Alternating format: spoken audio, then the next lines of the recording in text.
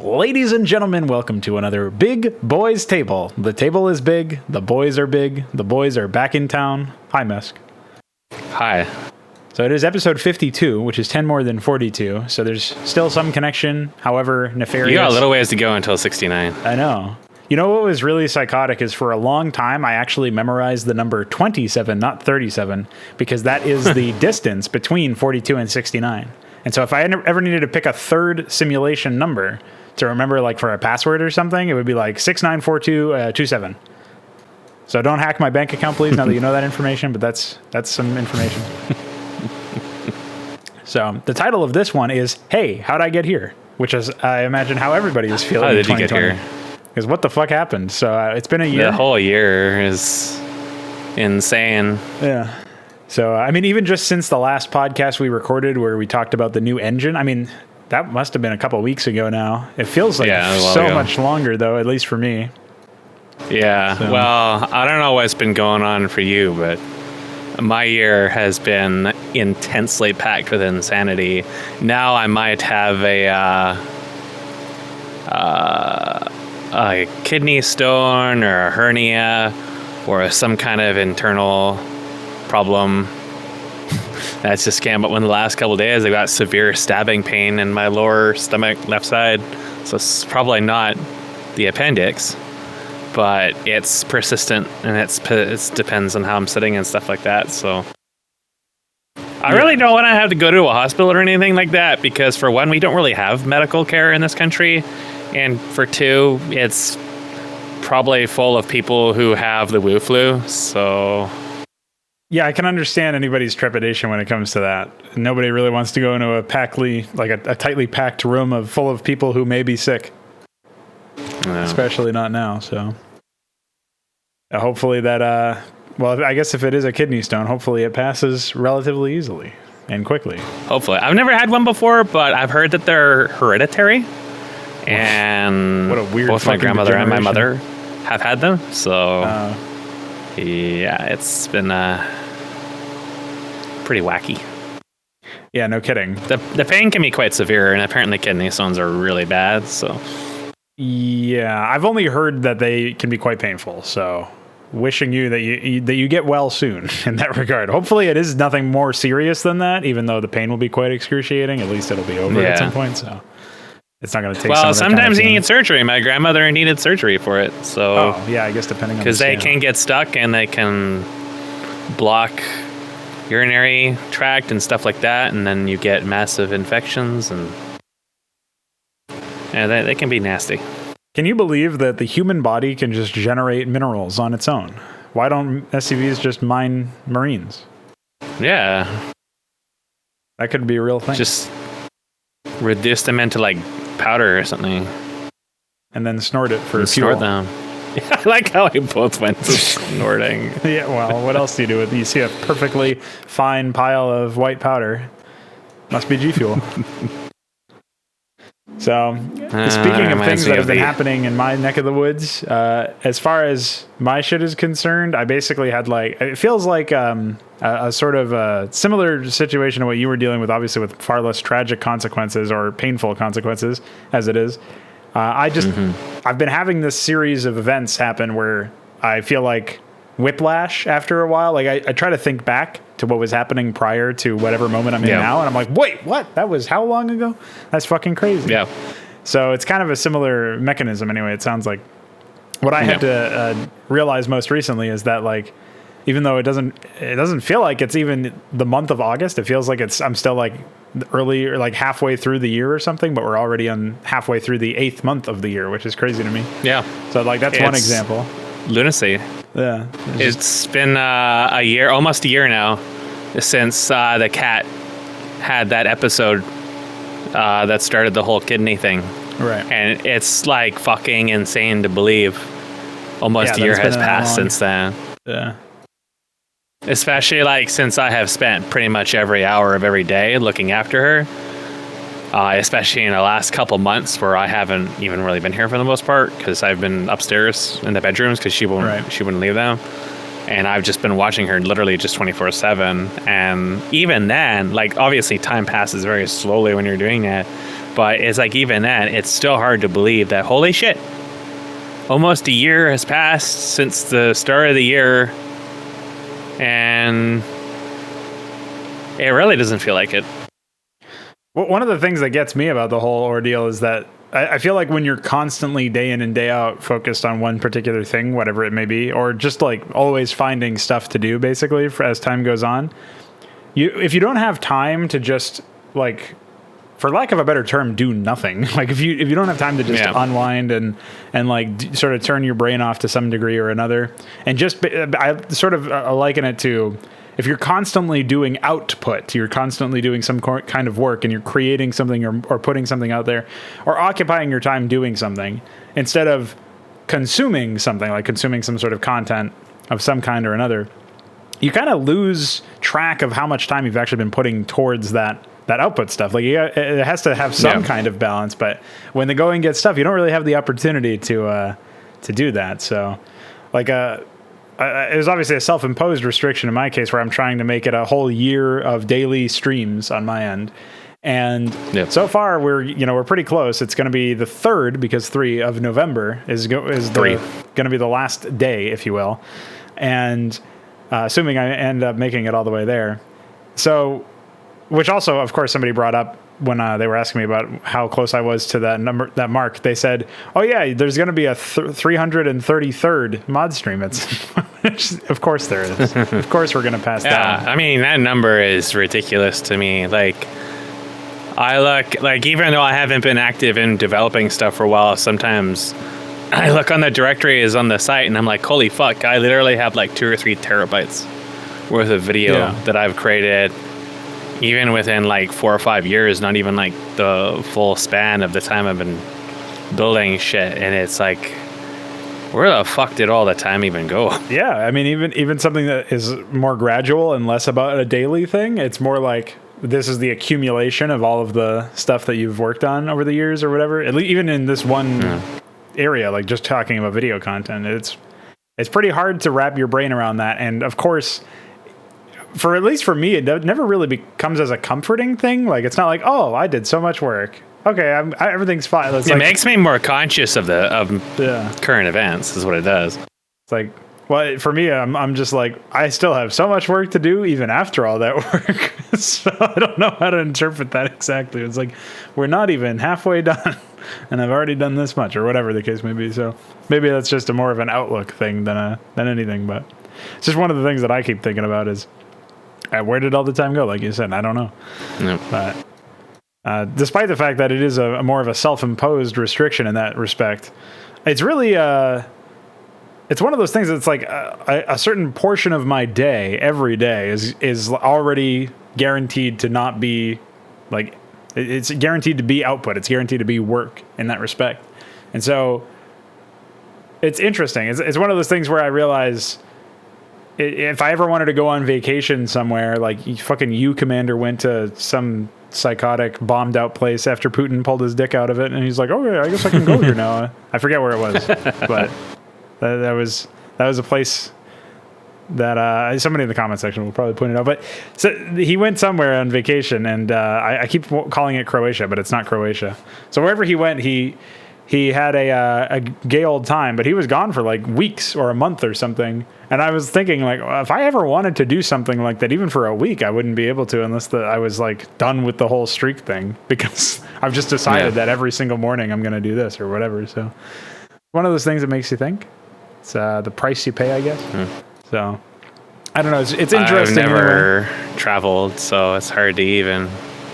Yeah, really, for more domestic things, it would be like if you were ever I guess it would be like if you had to run a D&D game every day or something. I don't know. I mean, it's probably not quite a perfect allegory, but if you were ever in such a position where anything that would get in the way of you dedicating 4 or 5 hours of your day every day on something, like, you basically can't do it. It's like, oh, I would like to do that, but I can't for whatever reason. So. Yeah, well, it's like when I was looking after the cat, like, most of the time I couldn't do anything. I couldn't work on stuff. I couldn't, like, even when I had the tablet with me, I couldn't usually do a lot. Like, an hour or two of playing a phone game would be spread across the entire day.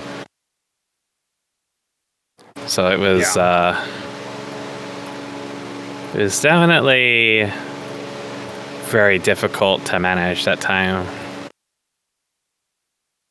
Right, and it's one of those things that there wasn't exactly an upside. I think I remember reading something to this effect where, like, you guys were just trying to buy time until the injections ended up happening again, or something to that effect, right? Yeah, well, the injections were very recent. It's a fuck. I mean, I can go through the story if you want. It's kind of long, but it's the injections were only very recent, so we didn't know we even needed anything that until a couple weeks ago.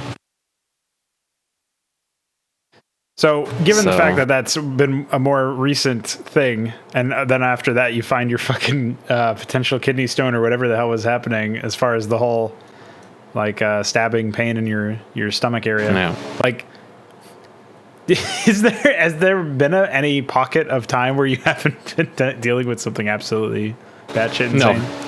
No, it's ever since the end of 2013. It's just been nonstop. And I mean nonstop. I mean, like, literally every month something insane happens. Like, we've had to deal with the Canada Revenue Agency. That was a big thing the last 2 years. Every time it seemed like things might calm down, the Canada, like, I open a mail from the mailbox and it says, to the estate of so-and-so, we are shutting down all your services because you have passed. And I'm like, excuse me? What the fuck? So they They allegedly received an email, and that was enough to declare my grandmother dead on social assurance. So they never, put any effort into actually validating anything. They didn't require any proof. Here in Canada, if you just receive an email, that's enough to get everybody's bank accounts and everything else shut down right from under them. Their pensions yanked out right from under them. So, and they also would randomly decide to withhold pensions and stuff like that all the time. My grandmother needs to have 2 cataract surgeries next month and is not going to be able to drive or do anything, and is going to need pretty much 24/7 around the clock care for a short time, which already happened earlier in the year because she fell and hurt her knees, so she can't really walk anymore. And sometimes it's bad, sometimes it's okay. And then there was the other cat too that decided randomly to stop eating and drinking, and I had to syringe him food. Let me tell you, I'm glad that he doesn't regularly have problems, because it is not easy to syringe that cat. That was a trial. Just a massive pain in the ass everywhere. And then, of course, there's a wasp hive. I think I told you guys about. Yeah. That was intense. And then I'll tell you guys about the treadmill. I don't think I told you only that. Over Discord. I don't think on the podcast. So feel free to recant that one if you like. We had a treadmill because my grandmother likes to impulse buy stuff. So she bought a $2,000 treadmill on sale for $1,000 about a year and a half, 2 years ago. Of course, it never gets used.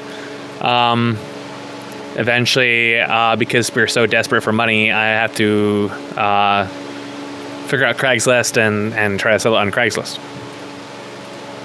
So unfortunately, we're definitely not going to get $1,000 for it, because it's a treadmill and everybody sells treadmills because nobody actually uses them. And they're insanely heavy and there's no way I can move it. So it takes a couple days, but eventually we get a buyer and they show up, and the man was a handyman of some kind. And he said he had some friends that would help him move it. So they came back with their friends. It was 2 little old men. But they were really, they were obviously handymen themselves. They were really fit, especially for their age. It is worth mentioning that this is a treadmill, and it's a large treadmill. And it probably weighs, if I would say, I tried to lift it and I really just couldn't hardly move it. And my weight tolerance is still quite high. So I estimated that the full weight of the treadmill is probably around 400, 500 pounds, maybe heavier.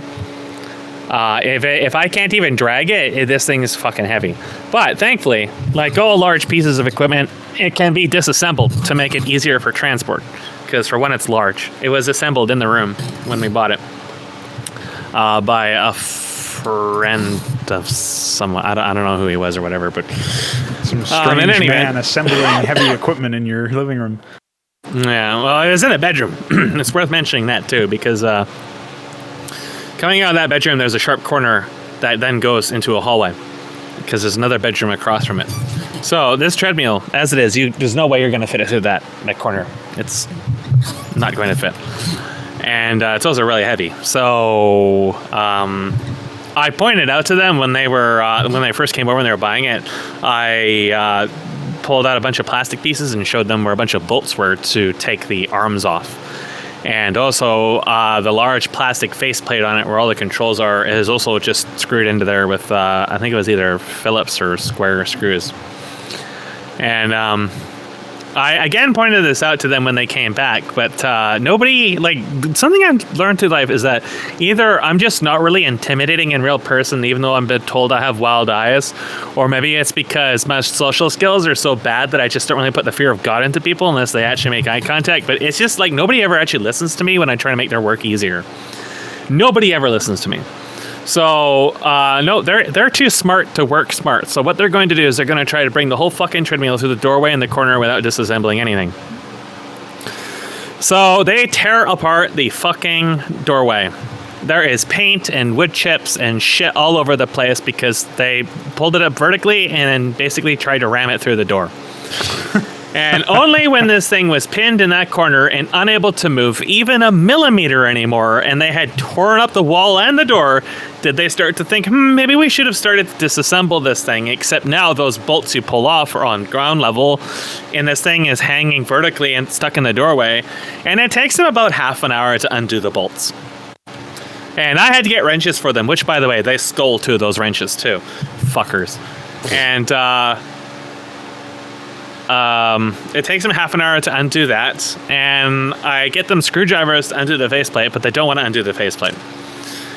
So then they discover that, of course, because it's electronic, there's wires coming out of the faceplate through the arms into the treadmill. So now, although they managed to free it from the corner, they now have something that still very much weighs hundreds and hundreds and hundreds of pounds, but now has a large chunk of that weight that's not actually attached to anything and is just flailing around attached by wires. That they could have made a lot easier by just unscrewing the faceplate and like using a rope or something to tie it together so it was long and flat, as opposed to long flat with a bunch of heavy metal chunks flailing around, tearing into walls and floors as they travel down the hallway, down the stairs. And the stairs has another corner in it, and I almost watched someone die when they don't understand to just undo these pieces and fucking tie it together so it's flat, and then you can go down the stairs, turn it vertically, bring it around the corner, carry it down your fucking home frame. Nope. Gotta do it the hard way. They get it pinned down there in that turnabout, and then they finally free it only after tearing more holes through the fucking wall. So basically, like, a good chunk of the money that we got out of buying the treadmill now has to go towards repairing the house.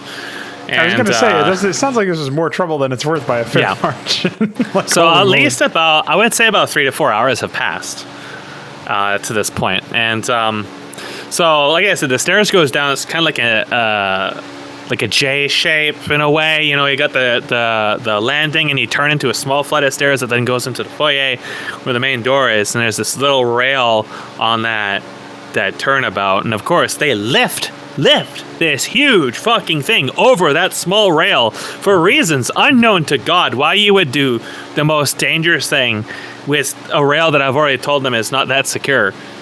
And somebody gets underneath of it, and it starts fucking falling, and it hits the rail, and the rail doesn't give. But if the rail had give, this guy would have been dead. Like, it was one of the little old guys. There's no way they were going to stop that from falling on him. He was going to die. And so they drop it on the tile. Clang! They get it outside, they drop it on the cement. Clang! And then they break a bunch of the cables at the very end, too. Nice. So they decimated the treadmill. It had a $2,000 value. Now it's probably like a $100 value if you could even fix the cabling. And they destroyed a good chunk of the house. And yeah. So I'm never going to sell anything on Craigslist again. In case you guys wanted to like buy my used underwear or my bathwater or something like that, I'd rather use a more reliable service like MySpace. Because holy fuck, Like exercise some fucking common sense. Like, these guys, they had like a work truck and tools and stuff. They obviously had done stuff before. Why didn't you just put your brain together? And one of the old guys told me halfway through something like, I wish you'd known you could take it apart before. And I just wanted to scream at it and said, I fucking told you dozens of times all throughout this. Jesus Christ. Yeah, that was pretty funny. It was that's just one fucking event. Like, just one fucking event. I told you guys that I tried to explain to people that your bank account is different than an internet account for your bank, and that you can't use your PIN number for your bank account to get into that online account. They're different, and I tried to explain this over the course of 3 weeks before I gave up. I did not hear about this.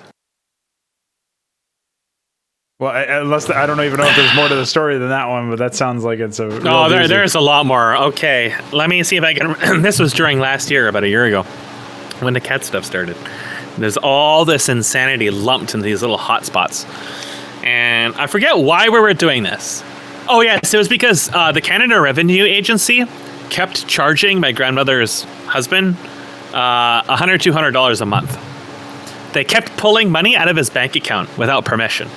And then they would owe us that money back because they were taking money without verifying that they needed to take money. Now they owed us this money back. But you couldn't get the money from them.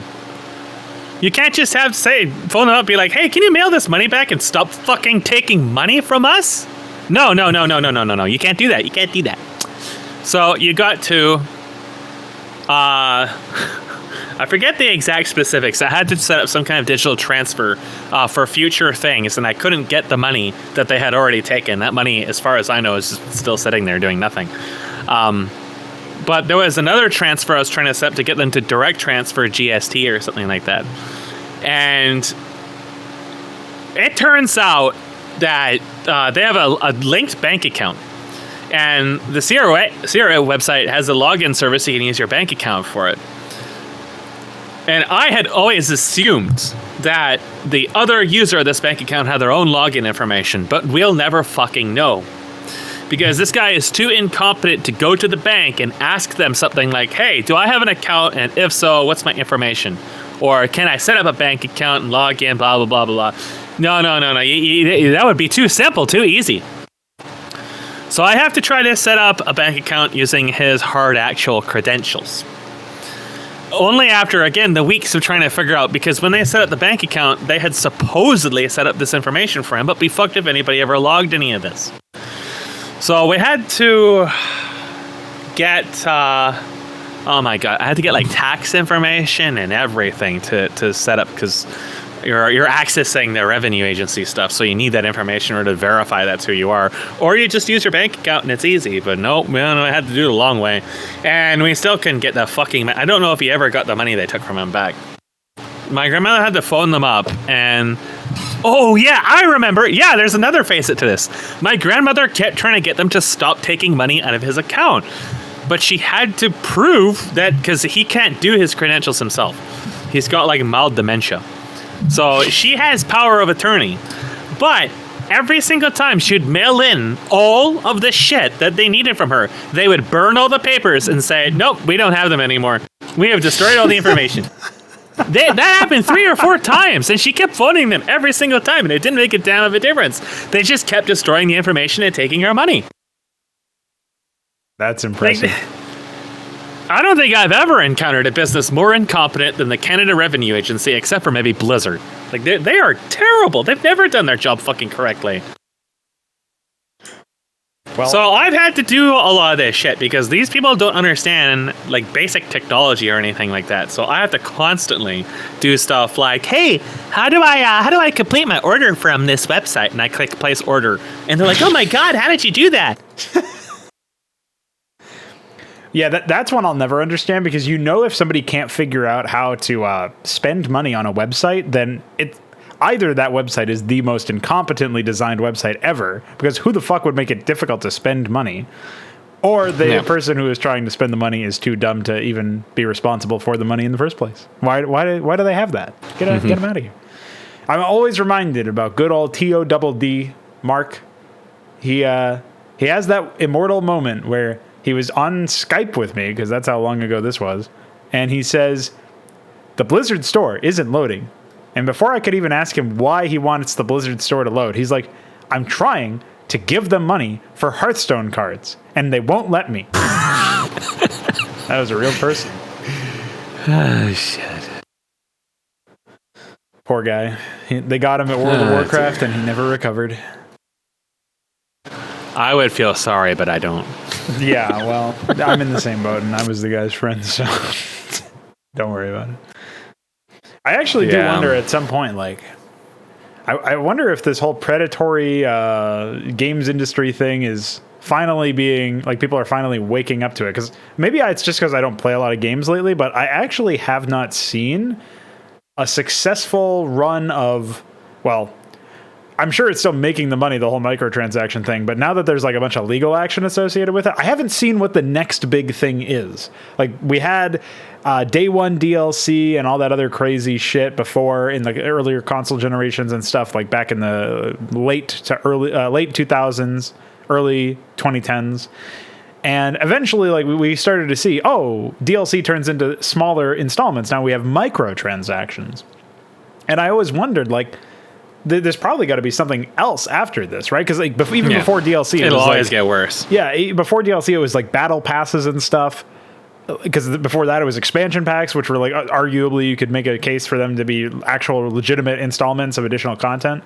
Back when people actually demanded that sort of thing before they spent money on it, and like then it became like this battle pass shit where you spend another whole retail price worth of a game and you get DLC for a whole year or something, like insane shit that people would actually spend money on for like Gears of War and stuff. Mm-hmm. And then you would have the like map packs, and that was like regular DLC, and then eventually turned into day one DLC where we can, it's not even that we're finishing our game later and charging you for it. It's we literally have all of this stuff done and we're still charging you money for it instead of you just getting it on release.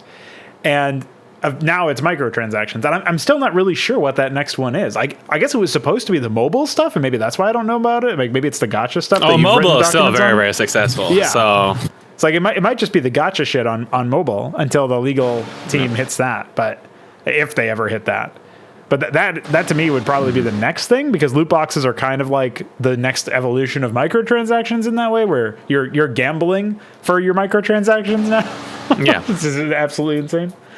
So, but I mean, loot boxes have existed forever in the forms of baseball cards, right, and MTG and shit. So, I mean, you still have people who think that this is an acceptable business practice. So it's just going to keep getting worse. Yeah, of course. If nobody's willing to take a hardline stance on it, I mean, this is one of the reasons why it frustrates me so much to see the average pleb who's like, "I'm against microtransactions unless they're cosmetic only." And it's like, that's still, like, people have allowed the standards to shrink so low that they actually believe that customizing your character in a cosmetic fashion should be gated behind a paywall. Yeah. Or even worse, like, I mean, it's not really worse, I guess, but equally bad, if not a different flavor of bad, is the idea that it should be stuck behind a grind wall where you have to, like, suffer through and waste your time instead of your money on cosmetics. Yeah. Like, the Heroes of the Storm had those mastery skins. Like, you get when you achieve a certain amount of grinding points for this champion, it's like, oh, you've unlocked its master skin or something like that. I don't actually know the terminology, but I'm sure you could corroborate that because you played a lot more of that game than I did. I think it was something like that, yeah. Like, it would make sense if you use your achievement tracking system to actually track player improvement in the game, which you can most certainly do. Yeah, they have all the metrics then for it. Award stuff based on that. You know, you can figure out a metric that's realistic for people to get, so it's not like, you know, only so and so many people can get it. But like League of Legends said, I had competitive levels of skill, but all these things. You know what I like about League of Legends in particular is how when they first announced the fucking hue shifts, they were going to tie it to mastery. And they just quietly let that be forgotten because people are buying hue shifts. Yeah. I mean, that's embarrassing in and of itself. They're still doing that to this day. Like, the fact that Riot is still in business doing this shit, it really just speaks to how bad this fucking industry is and how bad the market is. I think the hue shift thing is even more frustrating because that should actually just be something that you yourself as an end user can customize. Like in a world where you you can do it in Dawn of War. Yeah, exactly. Like you have that whole army painter thing in Dawn of War, which is supposed to be a tie into the main, like the tabletop side of Dawn of War or Warhammer 40,000, where you're actually painting miniatures. So I get why they have it in there. Like it's almost like expected, and so it's probably seen as like a cool way to sync up the fan bases in that respect. There's no reason why you can't just do that yourself. The whole idea of these color shifts, these hue shifts that are literally just RGB shit in like an adjustment layer in Photoshop, basically applied to the texture.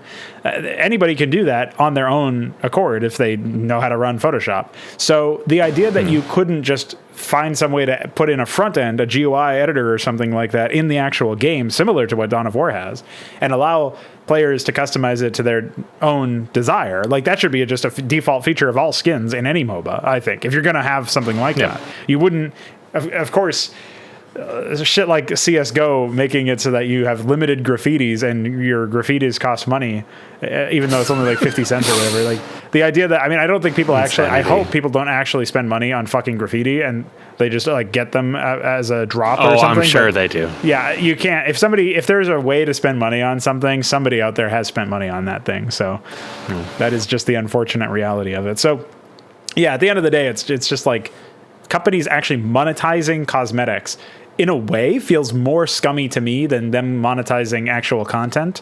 Because at least if you're making an argument that it's content, and usually gaming content is not, it's like interactive in air quotes software, it's not actual content most of the time. So even that is like a really bad argument usually. But at least you can make an argument that it's content and you're paying for the experience of the ability to experience whatever their content is.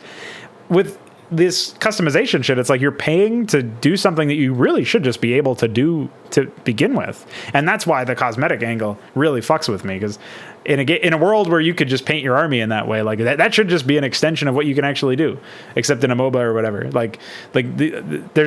They haven't yet gotten to the point where they're just hue shifting guns in CSGO. Maybe they will at some point.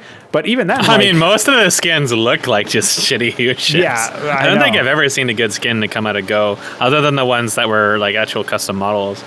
Yeah, you basically have to make your own. Which you can't even make. Like, that's like the biggest thing. Like, that would make sense in the sense that, you're making content. Like, you're making new original models as opposed to just applying a pre-existing decal onto something. Yeah, people can get pretty creative with it now because they have like different textures or something, different finish styles that you have, so you can actually have normal maps on them to make them look, or bump maps as well as normal maps to make them look like they're actually have this illusory 3D effect on them.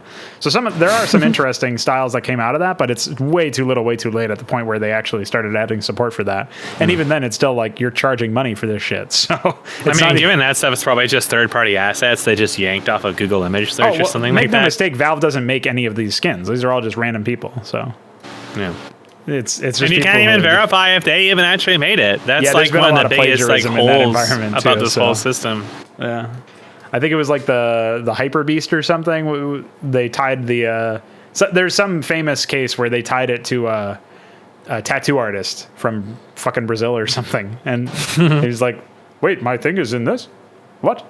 or something. So that was pretty interesting Brazilian accent there, but you do what you can. So yeah, suffice it to say, as long as you're playing Mordekaiser. There you go. I still can't believe he's just the BR champion. I wonder what happened after they reworked him back in like 2015 or whatever. I was actually he turned into like a support in some cases. Yeah, I don't know what he is now. I just mean like, is he still the BR mascot? That's what I want to know. Oh, I don't know. The really weird thing is I took a long sabbatical from ever paying any attention to anything related to League, but lately I've been watching some they have this like program for the LCS where you just stream the LCS itself and cast over it or whatever. Like you actually have the same, you're literally watching like the YouTube live stream feed or whatever, which is pretty ugly from a video standpoint, and you're just casting over that. And there's a certain character, I Will Dominate. He's a pretty cool guy. He's I remember pretty him. toxic. I like that. I like that in my fucking character. He's a good boy. Yeah. So he just like basically just yells at people all the time, which is pretty entertaining. But the game honestly looks like a fucking shit show from a balance standpoint, which is what we all knew was going to happen anyway. Like it looks so bad from that perspective alone. But the other thing that I noticed is that with every skin that keeps getting added to all of these champions that have like the same aesthetic, it actually becomes difficult to tell what's happening. Like if you've got an Akali and a Vayne and a Katarina and like just insert any other like thin female champion, which is most of the female champions in the entire game, like Caitlyn or something, like you just like throw 4 or 5 of them in the same game. I'm not going to have any idea what's happening. Not just like with their defaults, maybe it's fine, but when they have those skins on it, they actually just look like each other. So it's completely incomprehensible. And that got me thinking. All their skins have no style to them. Right. The only thing they do their skins is just add noise. They're all really ugly and there's a lot of noise. And since they have these sort of skin themes on top of it, where they all have like the same colors and shapes, then you really will lose track. And that's even like, in order to even be able to comprehend what's going on in a team fighting league, you have to have played the game for years, because it happens so fast. People just die instantly, and to even like figure out how the fuck did it even happen, you have to have intimate knowledge of the game to just like innately know, oh, she probably died because he used this. But a lot of times, I still have to go back and watch stuff in really, really slow motion in the replay or whatever and be like, there was an ultimate that was cast in there at some point. Yeah. Good thing I rewound and played it in slow fucking motion. Yeah. Well, that's the other thing, too. It's a game where you like so much is look away from the screen for half a minute. You will just be instantly killed. Yeah, it definitely can happen, especially if everybody's grouped up together, from what I've seen. And it's not like they got better with their mobility creep or utility creep or power creep or any of these other creeps. Listen, Riot Games is a creepy fucking company. They fart in people's faces. They do all sorts of weird shit behind the scenes. They have diversity hires. Dude, when I actually saw the chief diversity officer. Yeah, that's what I was going to say, the chief diversity officer. There's a real fucking position called that. Now that's crazy. That's insanity. That's the entire thing that's wrong with the industry. Like, that really just is the poster child for like, you're here to make fucking games, not pander to like a sub 0.1% minority that gives a shit about some imaginary diversity shit that only serves to destroy product quality. Like, you don't even need to involve yourself with all this stupidity, but you go out and make it your mission to make your company's statement about something other than making a fucking game. It's no wonder your games are shit. Yeah, well, the other edge of that, too, is the idea that I think it's like a new version. Like, we were just talking about what's the next version of microtransactions or whatever. Like, this is like the next version of the whole marketing thing or producing thing that gets in the way. It's like, actually, we would get better with representation in this demo if we did this, if this character was black instead of white or something. Like, it's a different reason for the same outcome, basically. It's a different department running the same outcome. So, companies have been trying for years to master the art of being successful at making games without ever actually putting their hands on development software. And if they can just make sales by pandering to these, subhumans, which are usually the people who are willing to spend an insane amount of money on something that isn't even a game to begin with, then why not do that? It's so much easier. Just put a black box on something. Yeah, the problem there too is that like the whole get woke go broke argument or whatever is also in play in some cases, where especially with like the Overwatch League, for example. Now this is like the whole Overwatch product is a situation where they have great brand awareness, but nobody spends money on it. Like very few people, like you got Wales or whatever, but very few people who they were pandering to actually even downloaded the game and bought the game, like let alone actually played it or whatever. So they didn't get a lot of turnaround in that. It's just not a fun game. Like they just didn't have a base product. It probably could have worked out in a really, really horrible way if they were actually trying to pander something that was a game to begin with, but they didn't. And most of their cosmetic stuff in that game looks like absolute shit. And even like the most apologetic people I know who played lots of Overwatch said, hey, this stuff looks like shit. Well, they also had a police skin that they had to delete, so... Oh, yeah, they had to delete a noose from... a cowboy's noose confetti or something like that, and then they had to delete the police skins. Like, the police skin stuff is so insane to me. how much you're alienating the average player by telling them that having law enforcement is something that you need to remove from a game. Yeah. Like, that's another one of those don't you guys all own phone moments of how they're just so completely disconnected from reality. Yeah, I mean, the other case was when they banned Pepe from their fucking events, too. Like at that point, you just, like, they basically threw a guy out for holding the OK hand symbol out and stuff. Like, it's just the number of insane how disconnected things. From reality can you be? A Californian moment. Yeah, exactly. So it's like 4chan wins again. Just the idea that they're buying into it in that sense. I mean, when even the Anti-Defamation League takes down their posts about Pepe the Frog, you might have to reconsider your fucking activist movement. I don't know about that one. I don't know if that's going to work out. So that's just one of those cases where, to me, it makes absolutely no sense that they would go that hard at it. And, I mean, I don't know. Is it any wonder that it's blown up in their face from a financial standpoint? They've sunk so much money into it. They've offset it a little bit because for some fucking reason, Twitch bought them for a lot of money. They bought rights to it for a while. And then Twitch was like, fuck this. And YouTube bought them. But they also well, keep in mind, Twitch is also the company that hired Deargasm. I don't know. And that was the face of their safe health and safety council. Oh, this is even worse than a furry. A furry is just a person who's just like dresses up in a fursuit and fucks roadkill. This is a person who is like, man, if you haven't read into the whole Deargasm thing, I really highly recommend it. But amongst other things, openly bragging about how they're going to abuse their power while on stream. So, like, even the average Joe who may not give a shit about guys dressing as girls or Deargasming or other incredibly creepy, psychotic shit that they're doing, might ask why a company hired this kind of a person who's openly bragging about abusing their power and shit and how they're going to destroy everyone on that company's platform. Maybe they wouldn't want to have someone like that representing their brand, but, like, from no face, it didn't any of that make any sense whatsoever. But they went ahead and did it anyways because I don't. Yeah, there's the disconnect. I mean, they probably just interpret them as what's it called? A demographic winner. You know what I mean? Like they just look at it. It's not to make it political, but it's probably the same reason why like the whole Biden Kamala Harris thing happened, where they selected this person based off of like immutable characteristics like their race and gender instead of whether or not they would be good at the job. So it's like in a way, it's another diversity hire. I don't like they're not really thinking about it like this person will do a good job. They're just not really thinking. Well, yeah, that's true. They assume that the demographic that's very vocal on Twitter is going to also be the demographic that's giving them the most money. And I feel like maybe they just didn't do their due diligence with their research before making such a foolish decision. Yeah. It's pretty bad. I mean, I've even seen that at the local level. I still remember when Lucid Iguana tried to defend achievements by saying the metrics say they're successful. Yeah, well. I wonder if the metrics said that he got enough upvotes on Antioch 3 to make it worthwhile. I wonder if the metrics helped him out with his marriage. Well, we can ask his wife's boyfriend about that, I guess. I don't know. I don't know the details. His ex-wife's boyfriend. Ah, shit. Well, he got metriced, idiot. He got metriced.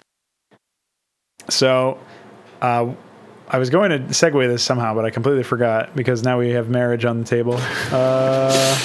There's something somewhat important or useful. Oh yeah. So I basically got to thinking about the whole, based on the whole League of Legends thing. And it was actually what you were talking about, where you need to have so much time in the game to overcome such a crazy information burden in order to actually understand what's happening. And that's where one of the reasons why Counter-Strike is actually so easy to watch is because there's real life allegories of the weapons that you're seeing in play. Like, you know, it's AK-47, Deagle, like all this stuff. Like you kind of know the relative power. A sniper rifle, you kind of know what that does. So even if you don't know all the weapon names, you know what their roles are. And especially if you do know what the names are and sort of have constructed some sort of internal hierarchy for how good some of these weapons are, you may never have played the game before, but if you see one guy get a headshot with a Deagle, it's like, oh, oh, okay, he killed that guy with a pistol instead of a rifle, so it must have been harder. You know, like you kind of build some understanding of what the stakes, but also exactly what is happening. Like you understand that on a very intuitive level, which is one of the reasons why I think FPS games in general are probably easier for people to pick up when it comes to watching competitive games in them than something like a MOBA, where the top-down camera in theory makes it easier to catch all the action, but if you don't know what to look for in that action, it's not very easy in that sense. It's one of the reasons why Overwatch was such a shit show in that regard, is because you needed to know what was happening, and you had the issue of the angles being in first person mode where you couldn't see all the action. So if you didn't know what to look for, you were completely lost. The camera did not help you out whatsoever. Even if you did know what to look for, you might not see it depending on the angle and depending on the observing. So you might still be blindsided even if you know what you're looking for. And it's like the double whammy of shit, which is just what Blizzard is known for, doubling it. So yep. That's basically where we find ourselves there. And the observation that I'm getting to is, I mean, in many ways, real-time strategy games have a similar problem where, for Brood War, for example, it's not very intuitive when somebody abuses some sort of engine defect or some sort of micro-oriented thing. And gets a really good lead on it. Like when people see a drone following an SCV and like continuously patrol microing so that they're constantly attacking while moving and not slowing down at all, and eventually they kill that SCV, like that's a big deal. But you don't know why that's a big deal, because if you don't know that, you know, mining time is super important and like this is what the relative value of one worker mining is, and you know, here he was also going to scout out for longer and then he managed to get something part of his build snuck past the Terran player. You don't know any of that, and if you also don't know how hard it is to keep that drone attacking while moving at perfect pace to never lose the SCV the entire time and eventually kill him after taking, what would it be? It would actually be 12 hits because it's 60 HP, 5 damage per hit. So, you know, you're dealing 12, attacking them for 12 hits. That's a long amount of time to do that. A lot of APM. You don't really know anything about the action economy, and you don't really know how difficult that actually is on an engine level if you never try to do it yourself. So there's so many different facets of the game that you need to understand in that regard to really put into perspective how important it is to actually get that done, but also how impressive it is when it does happen. And so just to build a conception and some sort of understanding of what's actually going on is quite difficult, I think, and for an RTS. I mean, that's obviously one case, and it's kind of niche, but I think that extends to a large number of other cases. And this is something that for RTS games, I don't think you should even try to avoid. But I do think it's something that people have tried to avoid, and that's where you get all the simplified shit. Like, if you think back to Command and Conquer 4, where they had the mobile bases, and Dustin Browder was trying his hardest to battle report commentate that one or something insane. I don't know if you ever watched any of those, but they tried to make it an esport by like pouring money into it, and it just wasn't sticking because it wasn't a good game. But it was so simplified, and they had the mobile base thing so that you couldn't build that much stuff because it was all on one carrier, and then you just like you had an MCV or whatever. So like that's a case where I think they tried to make it so that it was easier to understand, and it blew up in their face because their game wasn't good. But StarCraft 2 kind of had this too, except it didn't. Like Warcraft 3 was a case where it was actually maliciously, like the other way. It was even more arcane and strange than Brood War, but it was not nearly as fun to play. And it was they tried so hard to make it different. Yeah. So I think that's a good way to conceptualize it too, because like it is very different than all of the other RTS games that Blizzard made, and pretty much all other RTS games that had been released widely in hitherto, you know, up until that point. So StarCraft 2 rolls around, and they're trying a cargo called Brood War, but they're also like trying to make it so that they make all of these UI changes and they make all of this automation happening. And at the end of the day, what do you get out of that? You know, you don't get a more understandable experience, especially from a spectator's point of view. So you don't resolve the core problem that you may have been trying to solve in the first place. But you do end up with a mess from a gameplay standpoint, and now you're just rebalancing the game every month or so. So, like, what did you actually accomplish here? And so that it was just one of those interesting observations that I had where I was realizing, like, yeah, there is an information gap, an information barrier that you have to overcome when you're trying to get into an RTS game. And that, amongst other things, like when it's an RTS game that's done well, it's very, very challenging. And so when you not only have to go through an information gap, but in order to play it well, you need to overcome some pretty serious challenges, and you need to actually get good. There's many reasons why RTSs would remain niche, I think, in an average world. And it's one of those other reasons to consider Brood War itself a fucking fluke. It's like, it's really crazy that it happened at all. It's in many ways, it still beggars belief that it happened in the first place. Yeah, see, the problem with all these new RTSs is that they were made by people who have never played an RTS before, and they just like looked up StarCraft and saw some video of a Korean like spamming keys. I'm like, oh my god, normie fags can't play this. We better dumb it down. They just make a product without ever actually understanding what it is they're trying to cargo cult. Meanwhile, with something like, you know, Counter-Strike or whatever, there's going to be lots of little mechanics like that too, but when you go into League of Legends, right off the gate, even at the bare minimum level, it's still hard as fuck to understand what's ever going on because the basic gameplay is just a fucking train wreck, and it's terrible in terms of reads and in terms of player feedback. Whereas, you know, something like a shooter, you understand the core mechanics. Point gun, pull trigger, guy goes dead. You know, StarCraft, make minerals, turn money into shit. You know, economy 101. And all the basic shit is super easy to understand and super easy to get into conceptually. And then as you get into it, then you start to understand things like, oh, the engine does weird shit when it comes to worker collision, so you can drone drill people. Or, oh, you know, patrol is weird when you've got something hooked into the control group like an overlord or a larva or something like that. Or, you know, because of the way the flingy works, you can attack and move at the same time. Stuff like that, which isn't really necessary for you to get into it at all. So the fact you don't understand it doesn't really matter. That's why they call it a skill ceiling, because there's, you know, once you get into the basics and then start understanding the nuances, then you just explore more and more and more. But with shit like StarCraft 2, they tried to force that in there because they didn't understand what it was they were trying to copy at all. I mean, their fucking lead producer thought you needed a 3 High Templar to make an Archon. He literally had never even played the game before. Dustin Brudder had yet to even make a game before. I don't know why the fuck they even hired him to begin with. And you know, I found out about the 3 High Templar. It's just a train wreck. The 3 High Templar was actually a beta move. Like, that was actually what it required in beta. Yeah, I remember something like that. He probably referenced some document they had from the beta and never had actually played the actual thing. Yeah. Just like the rest of their staff. It's even more embarrassing, I feel like, when you realize that, oh, he was referencing something else. Like come on, man. What are you doing? Why do you have a job on this company again? Like, I mean, I understand that producers aren't like building the actual game, but you kind of should know something about the product you're making a fucking sequel to. Yeah. Well, clearly nobody on the team did either. So what really shocks me is that the same guy who did lead art for StarCraft 1 also did it for not only StarCraft 2, but the remaster of StarCraft 1. And there's like 69 different art styles that play in all 3 of those products. Yeah. So I don't know, like, is he just on there as a formality and somebody else just cobbled it all together? Yeah, pretty much. They never reference the concept art when they're making their assets. They just go into DeviantArt and they're like, hey, can you guys make us some Fisher-Price stuff? I still can't believe they actually use DeviantArt for StarCraft 2, and then they just outsourced the rest. We'll pay you an overweight bucks. Yeah. We'll pay you the same thing that we paid that guy who had the source code, dude. Here's a copy of Overwatch. Oh my god, I can't believe that that's real. Yeah. Like, at the very least, I would have asked for cash, as opposed to something that is objectively worthless. Yeah, at that point, like, if they offer you Overwatch, that's like, they may as well have just insulted your entire lineage and called you fat.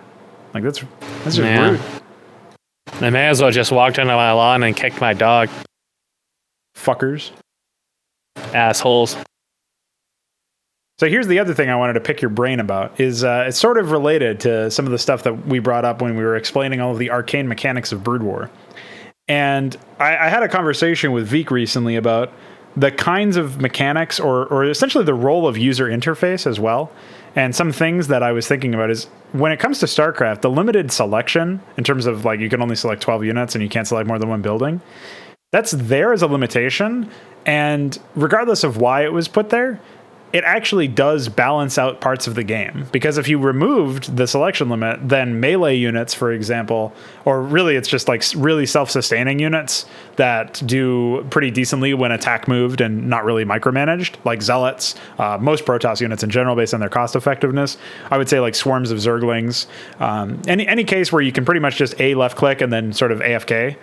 That massively benefits from having unlimited or less limited selection over other units. So it is actually a balancing mechanic there. It does change how the game interacts in terms of on a balancing level.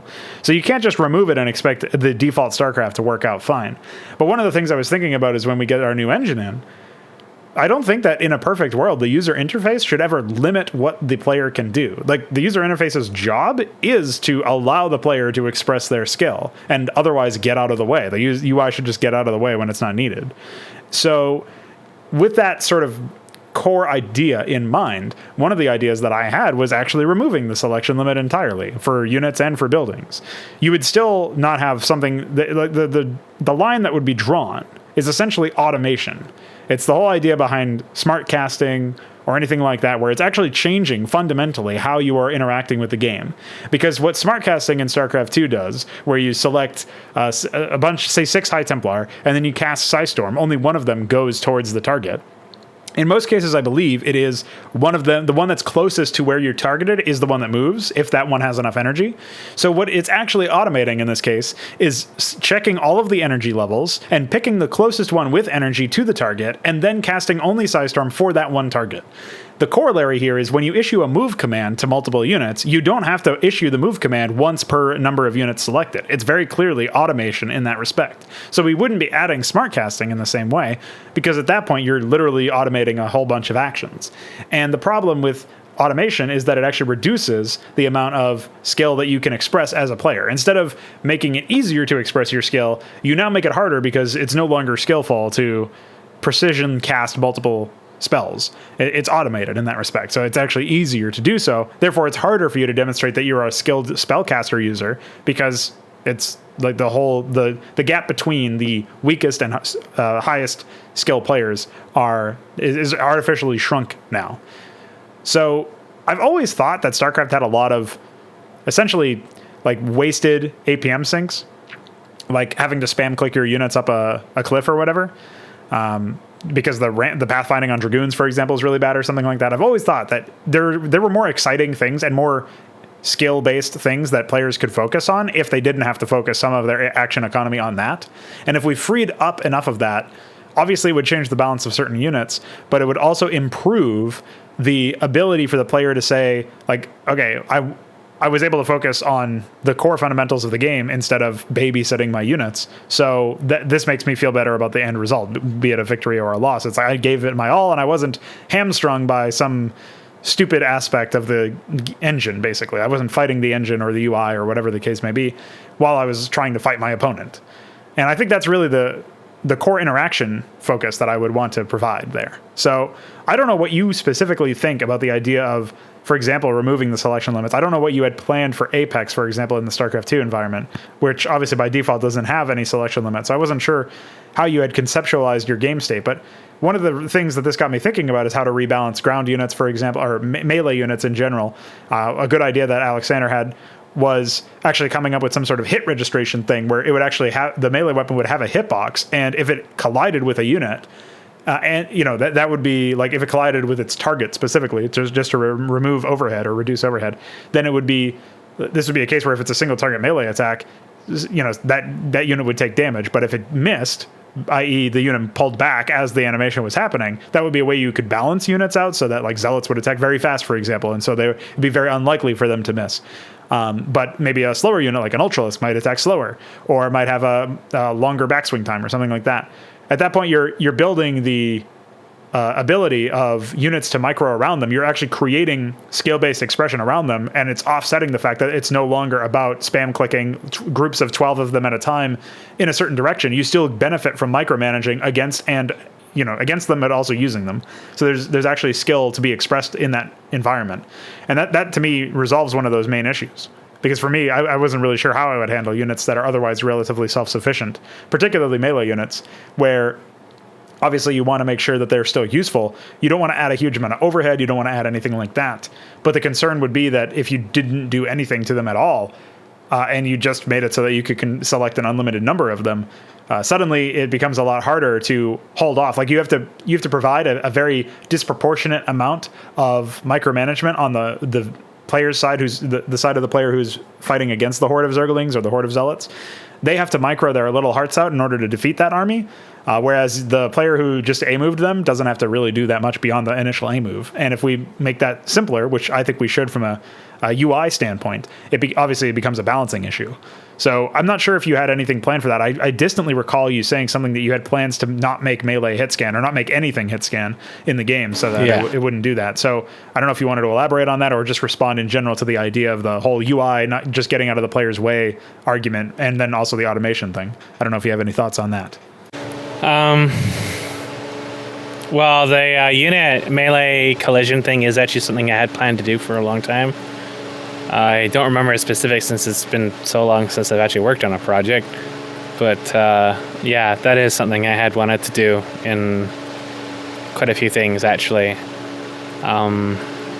Especially when we start talking about stuff with longer animations on them, like Armageddon units, for example. Yeah. It would be an AoE effect, and you can just move out of it if you want to do. I've always been under the impression that automation is a sign of bad design. If you feel like something needs to be automated, it should be just removed, or you aren't a gamer, effectively. So every now and then, Fagodo posts images from a Discord server he's on, where I think people in there may be like recovering like mental patients from, you know, some kind of horrific car crash or something, and they're living in some kind of alternate reality, and it's really, really unfortunate. But some of them have such crazy, wacky, far ideas in their head where they need to do stuff like automate mining, automate worker production, and I'm like, well, why even bother having those in the game if the player's never going to interact with them?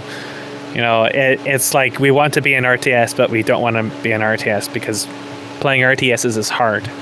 And I mean, it's no surprise these kind of people came from StarCraft 2, because StarCraft 2 is a game that doesn't require you to play an RTS. It basically requires you to perform a bunch of chores. And playing a chore is not a game, though. You know, it's literally performing a chore. So if there's anything you're doing when you're in a game and you feel like it's something that should be automated, or you're asking yourself, like, what is this actually contributing to the game? Like all the macro mechanics they added, for example. That's generally a sign that something is horrendously flawed at the low level of how the game is designed.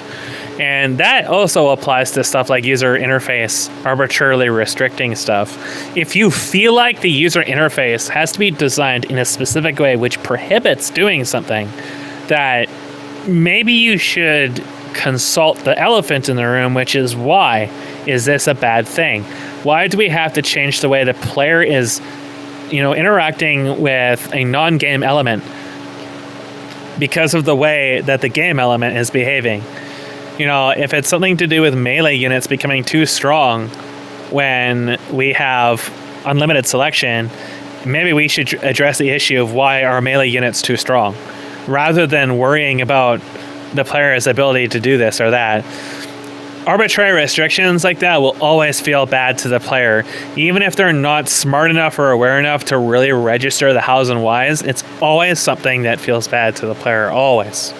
You know, when we go to, there is a good example. I remember it was either in League or in Blizzard Dota that something was done a different way, and it was really stupid. I can't really remember what it was, though. It may have been like ping hotkeys or something really simple like that. But it's like, when you, like, hotkeys are a good example, though, because there's a lot of these games where, like, I remember when Blizzard introduced custom hotkey profiles, and people complained that you shouldn't be able to do that. But you literally can just make a fucking TBL file, stick it in the MPQ, and I'm pretty sure those are not server-side. So you probably always could have custom hotkeys. Yeah, you always can. They don't desynchronize the game at all, so it's totally fine. Yeah. Like, but the thing is, a hotkey isn't going to change anything really objective. Like, a hotkey is just a button you're pushing. If you think somebody having non-retarded fucking hotkeys, right, to push P for probe, it's going to suddenly make the game unfair. Why not just make your own hotkey system for buttons? Like, there's no reason you shouldn't be able to change the interface to suit your needs. Either because, you know, you always play one-handed because of Kerrigan and that cock, or, you know, because reaching all the way across your keyboard is stupid as fuck.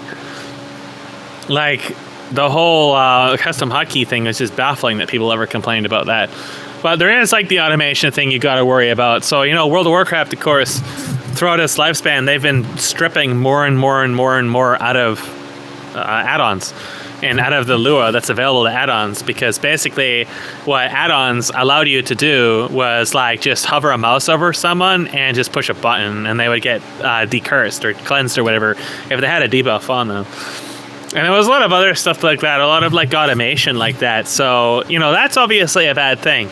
But at the same time, when you start removing support for stuff like this, you have to ask, like, what is the purpose of forcing players to decurse someone every 10, 15 seconds? Like, is that really actually contributing anything to the fight? No. All World of Warcraft fights are all just chores. And what ends up happening, what leads to the creation of these systems that automate this kind of stuff, is people want to get away from the chores. And what ends up happening is they just double down on the chores and then remove the ability to get out of things that people don't enjoy doing. So you have two negatives in response to something that was trying to resolve something that people didn't enjoy to begin with. And what do you know? It's obviously just one of a million reasons, but World of Warcraft very much sees only a tiny fraction of people actually doing raid content.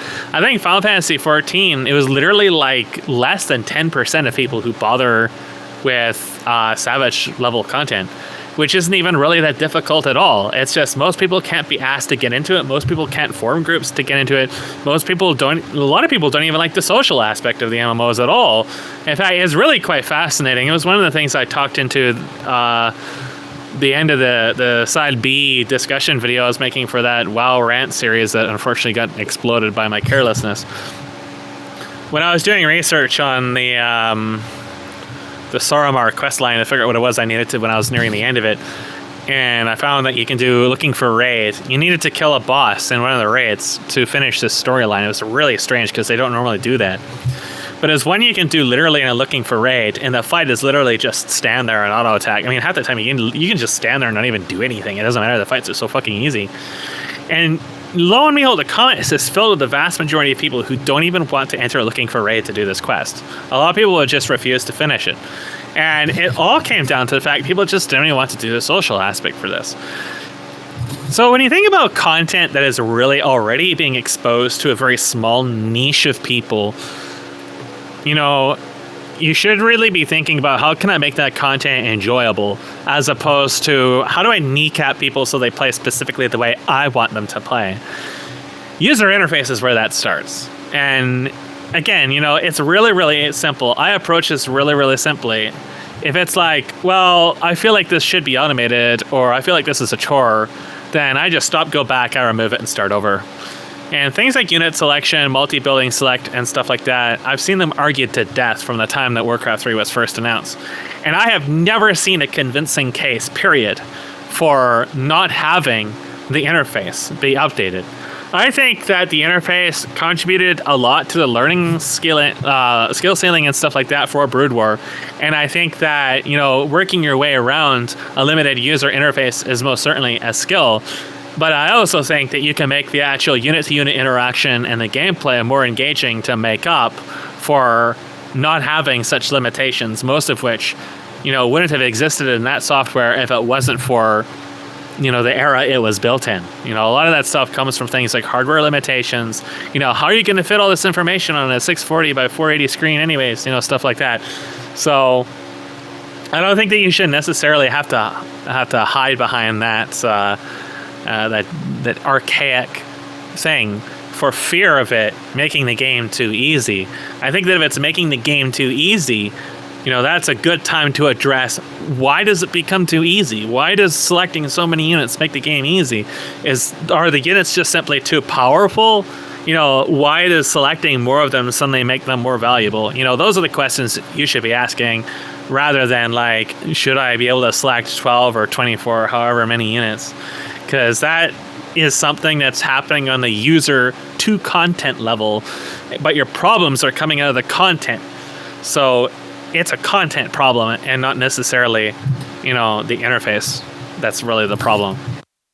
Yeah, that was more or less my take after some consideration as well is that if there's a problem, I mean, this is something that you can see in the design history of Hydra itself, where I would have a unit concept and I would think, this unit could be very, very impactful. And then in testing, I would realize, this unit's going to take a ton of APM to be impactful.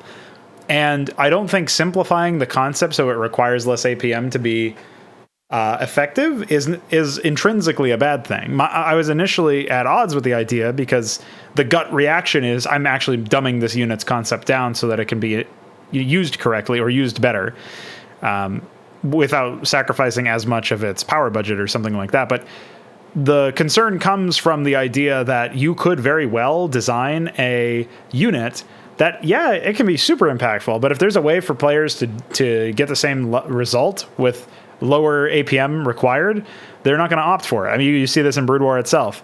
People could lock down arbiters so that they don't, stasis everything, but it's easier to just point and click with a science vessel. Now, you can criticize whether or not point and click should ever be in there at all, and I've obviously taken steps to remove stuff like that where possible and make it more positional instead of it being like a surefire, I clicked your unit so it doesn't get to do its thing anymore, because that's pretty boring.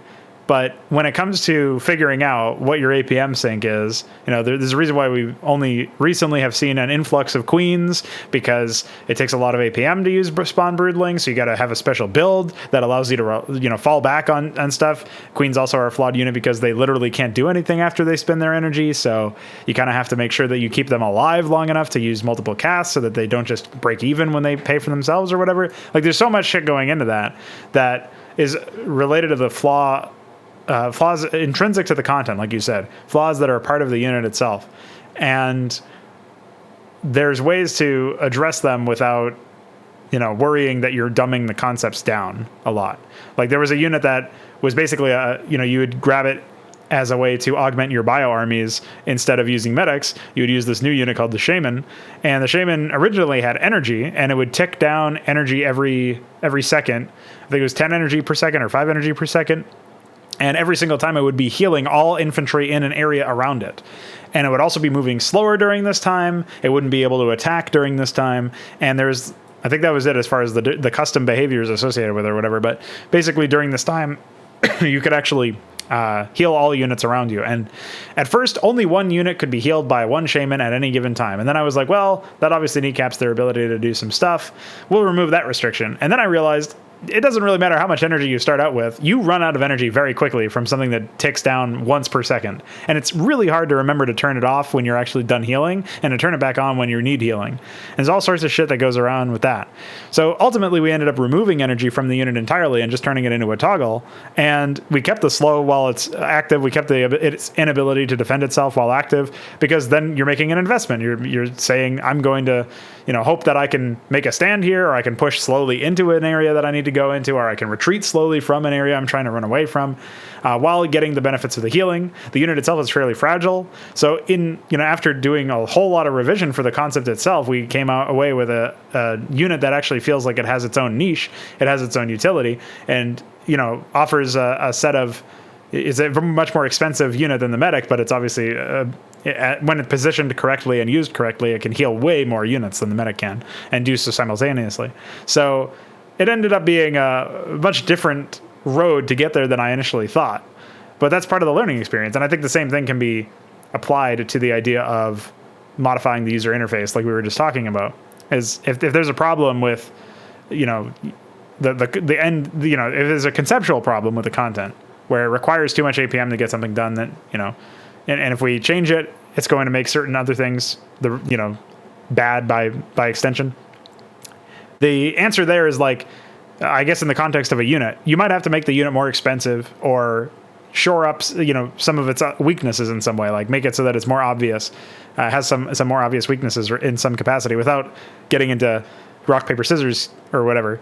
So it's a tough balancing act, but it can be done. And it always ends up leaving you with a more positive game state than you had before, because now this unit has its niche, now this unit can be used. But it does so without invalidating other units, without overlapping with other units, but also without dealing with the fact that you're rubbing up against the situation where it's just not attractive to use from an APM standpoint, as opposed to from a statistics standpoint. So I think it's one of those cases where you do want to avoid automation, but it's not always about like, especially when it comes to coming up with new unit concepts or whatever, it's not always about the same thing. So it's a very interesting balance that you have to strike when it comes to that sort of thing. So balance is definitely something that you have to factor in a lot of shit into. I don't know why people, like especially people in SCN, had so many problems with balance though, because balance, like perfection, is really hard to get. Like basic levels of balance are really easy. Well, that's the other side of the coin, is that it might take a real long time of fine tuning and testing and conceptualizing to get stuff into a situation where everything is like, you basically write off a bunch of niche cases, right? You fix all those things. Like that's like hunting down the last bugs in a product or something, right? So that does take some time and some dedication. But I think on a basic conceptual level, a lot of mods were really, really flawed. Like they either suffered from whoever was designing the mod thinking, I want this race to be the best, which is just like childlike stupidity and the autistic kind of favoritism. So like it was either that, or you would run into situations where they just didn't expect certain things to be the case. Like there was a mod that I played with the creator of it. You know Excalibur, I'm sure, from SEN. And he made a mod where, with some other guy, I think it was Polaris or something.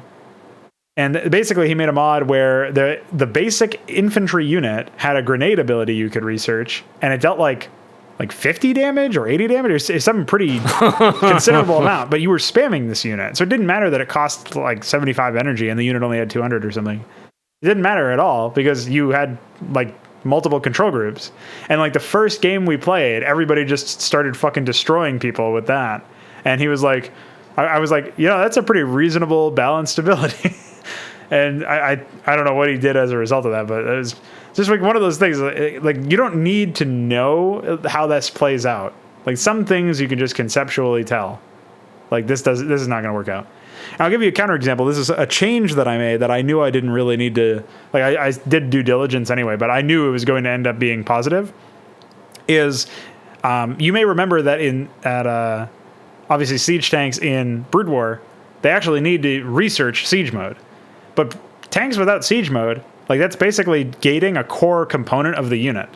And so when I made it so that you didn't need to research siege tanks anymore or siege mode anymore, it was the reason why I was doing it. The justification for it is that it doesn't make sense for me to gate a unit's entire core thematic, its main reason for existing in actual game states. Like maybe Blizzard envisioned that people would use regular tanks for longer than 10 seconds to hold off a Dragoon at the bunker in the natural in PvT. Maybe they envisioned that there would be some use for tanks without siege mode or something, but they were wrong. And when you have the observation that nobody uses tanks without siege mode, you either try to make tanks in tank mode usable, which obviously has further balance issues, potentially opens up some other issues down the line, or you make it so that siege mode is just researched by default and that's a part of the unit.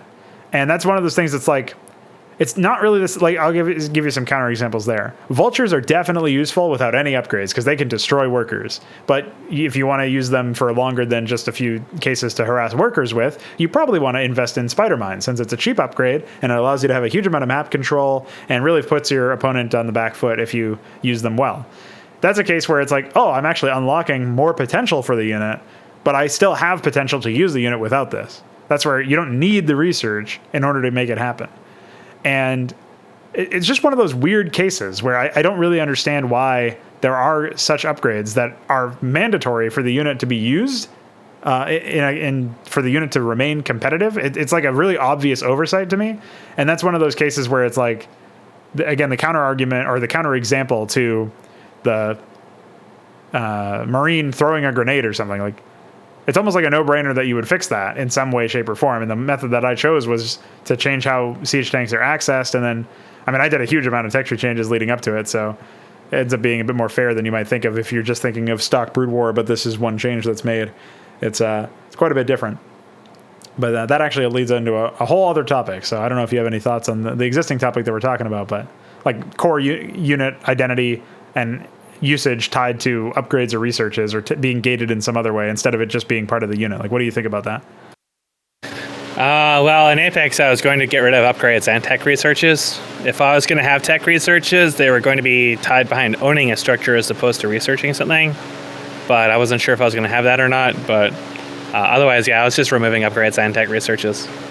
What were you doing for tiered upgrades? There was none.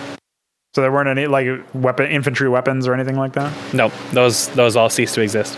What was your motivation to get rid of those as well as all the other upgrades and researches? Because they're fire and forget. Once you get them, you no longer think about them. So, especially since we're talking about a longer game on average, and there's more structure and map control, that to me feels a lot more compelling and interactive than pushing a button on a structure and then just forgetting about it.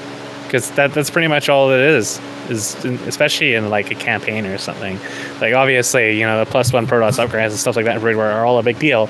But when we're talking about a single player campaign and missions that average an hour to 2 hours to even 3 hours long, nobody really gives a shit about that +1 infantry upgrade we made 10 minutes into the game. So, but what it does do is it introduces a lot of balancing things we have to ask all along the way. It causes us a lot of overhead we have to account for. That will not be an issue when we get rid of them. Then we can balance everything straight out of the gate, and then think about other kinds of interactions we can put in their stead. So now you also had a different system. They just really contributed. You had a different system in mind as well, where if I remember correctly, teching up just allowed you to outright replace older units with like better versions of themselves. Like it would be the similar combat role. Well, there would be similar units, but they're more expensive to produce. So it would give you access. Yeah, there would be some overlap. I mean, that's kind of like unavoidable with higher techs in general, but yeah. So my thought process there is, I wonder if one of the things that allowed you to get away with removing upgrades entirely and still having enough interaction in the tech tree itself is because, for one, your tech trees were way more expansive than any tech trees hitherto had been for most people who would be playing in RTS. In that sense, like coming from any other RTS into your content, but also because you have these units that are essentially like you're spending money every time you get them, but they are like, maybe they're not as simple as just having a fully upgraded Marine, but it would be like having an upgrade over the default Marine or something like that. So it's almost like you're imparting the benefit of upgrades into actual units, so that it's always a constant decision to continue to produce them.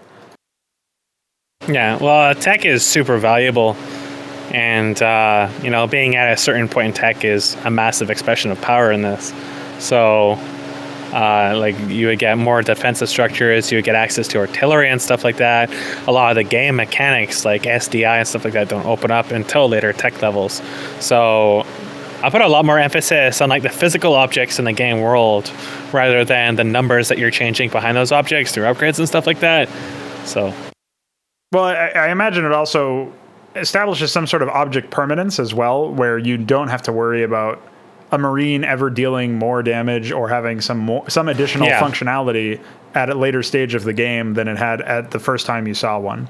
So I can definitely see the advantage of the approach in that there's not really an evolution of the concept or of an individual unit as much as there is like, here's the bigger, badder version of it. And even that is constant because you know what that bigger, badder version does after you face it. Like, it's not going to get some new ability halfway through.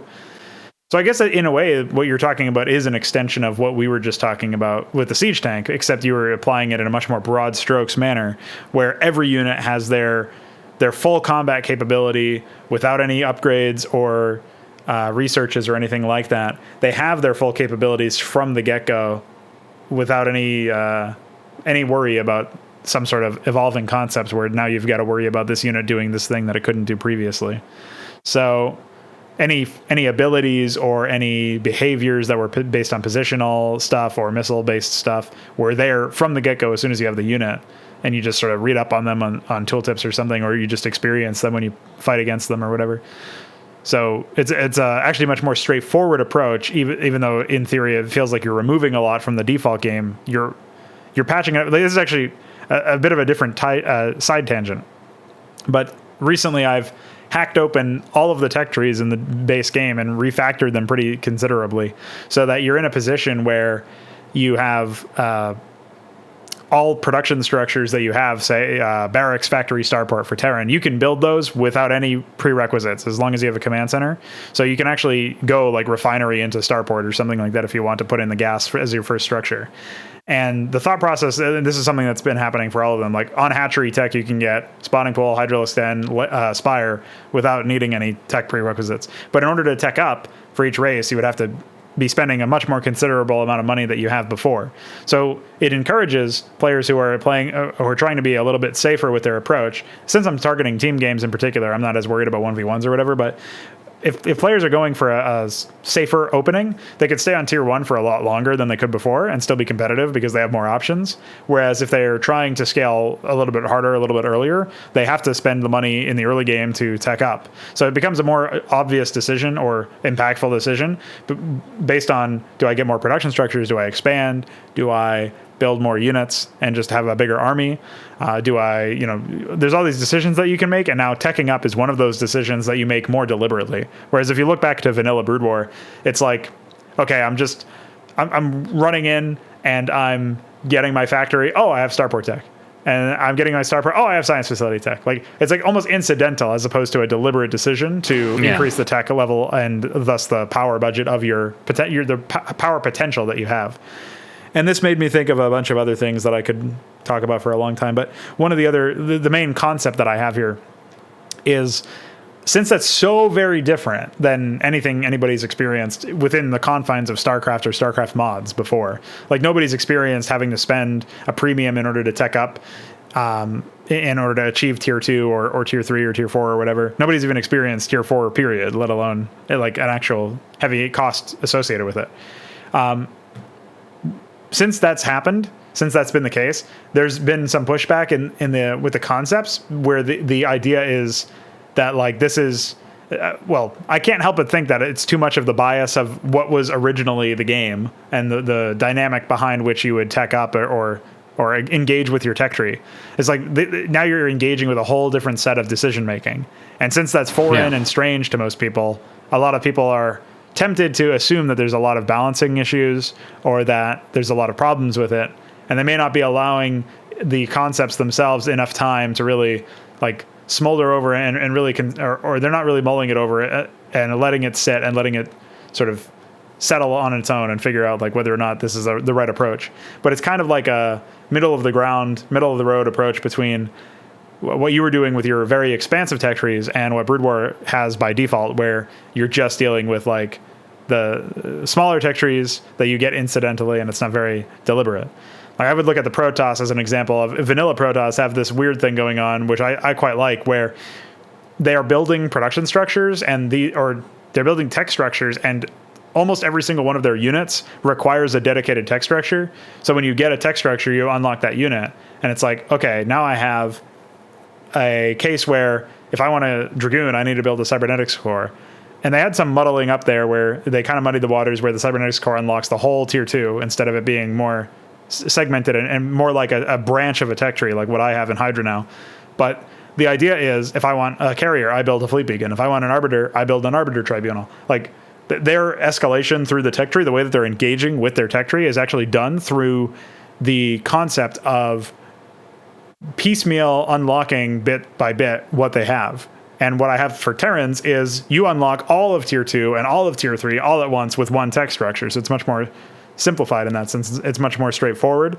And also it doesn't give as much information to the players that scout you when they see you've got your science facility and they know you're at tier 3 tech. They don't know whether to expect battlecruisers or whether to expect some heavy mech or something like that. Like they don't really know what to expect yet, because they need more information than just knowing what tech level you're at. Whereas with Protoss, it's much more defined because it's much more piecemeal. You know exactly what the Protoss is probably going for and what they can do in theory based on just seeing what tech structures they have. And for Zerg, it's like, well, their central structure unlocks their tech, but their individual structures morphing is what gives them the opportunity to get additional units in the field, different kinds of units in the field. And that's where you get that behavior. So obviously, like I said, it's a very different approach than what people have been experiencing up until this point. So it's not surprising to me that there's a concern about whether or not it's the right approach or whether or not it's even usable in an RTS context. But it's probably the closest middle ground, or the closest thing we can get to a really expansive tech tree that you can peruse at your heart's content, where it makes it is a very impactful decision to tech up or to remain on your tech tree, and it's something that you have to consider. It's the closest thing we're going to get to an ideal game state from my point of view, my perspective, given the limitations of the engine that we're dealing with. So one of those things that I'm not sure if people just write it off initially or are compelled or encouraged for one reason or another to write it off because it's different than what they're expecting or what they have experienced before. But it definitely sounds like there's some similarities with what you were talking about, where it's dealing with a whole different skill set as far as decision making goes. Like, yeah, it's very different in terms of what you actually have to balance as far as your decisions go. And but in some ways more straightforward as well, because like you were saying, there's no case where a unit's going to sneak up on you unless you just haven't seen that unit before. Like you always know what a unit does and what their strength level is at every stage of the game. So pretty neat. Yeah, well, that's one of the reasons why I don't like releasing incomplete stuff, because if I made half my changes to the tech, right, it would look like a huge goddamn disaster because it's built with the whole end picture in mind. Yeah. But also, there is always an acclimation period for things, and that's going to be important because people will resist change, even if they're normally open-minded. It still is, things are different, so it's always going to have, for one, it's going to have a learning curve to it, and for two, it's going to be something that they really don't understand in the full context yet. And it takes time to really know if it's really going to be meaningfully improving the game or not. But yeah, well, even I don't have a full context. Version's always the first thing. Yeah, even I as the developer don't have the full picture, so it's not surprising that there's skepticism. But we, as much as we are skeptics around here, we really should. Literally YouTube skeptics. Now we just need vibrating nipple clamps. Wait, I didn't know they were vibrating. Yeah. Dude, Chris is a man. He's the man. He's a vibrating man who likes some guy who fits 60 cigarettes in his mouth or something. I don't know what's going on there. I had so many people message me when he brought up Kraut. Apparently this Kraut guy is just known for vibrating nipple clamps and being completely off his rocker. And then came the Joshua Moon video about someone posting revenge porn or something, and Kraut was on there, and apparently all he does is just vape into the microphone, and that's it. Oh, so he's a real pillar of the community, offers a great service to all of us. He's your average Reddit user, yeah. Vaping ASMR.